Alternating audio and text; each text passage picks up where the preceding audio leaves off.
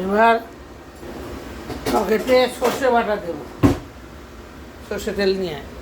এবার সর্ষে বাটা, এই সর্ষে বাটা আছে, এই সর্ষে বাটা দেওয়া হচ্ছে টকেতে।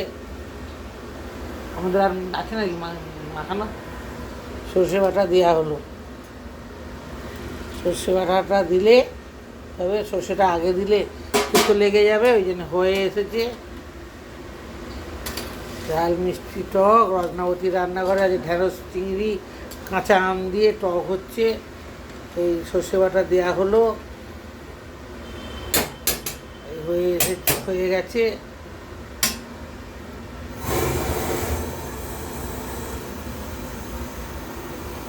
একটু কাঁচা সর্ষের তেল ওপরে ছড়িয়ে দিই।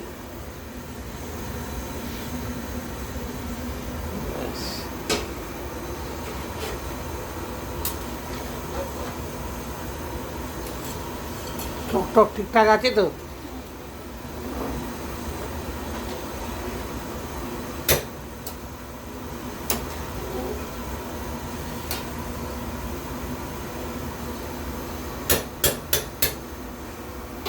বুঝিয়ে দিই ঠান্ডা না, এই যা হয়ে গেছে টক রেডি।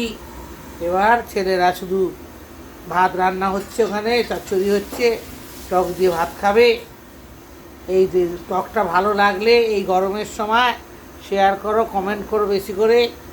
আমি তাহলে আরও ভালো করে আরও ভালো ভালো রান্না করার উৎসাহ পাবো। রত্নাবতীর রান্নাঘরে ভালো ভালো রান্না দেখানোর উৎসাহ পাবো। এই টক ফুটছে, টক শেষ হয়ে গেল। এই টক শেষ হয়ে এই ঢ্যাঁড়স চিংড়ি কাঁচা আম দিয়ে টক হচ্ছে, টক হয়ে গেল। ব্যাস, এবার চাপা পড়ে গেল।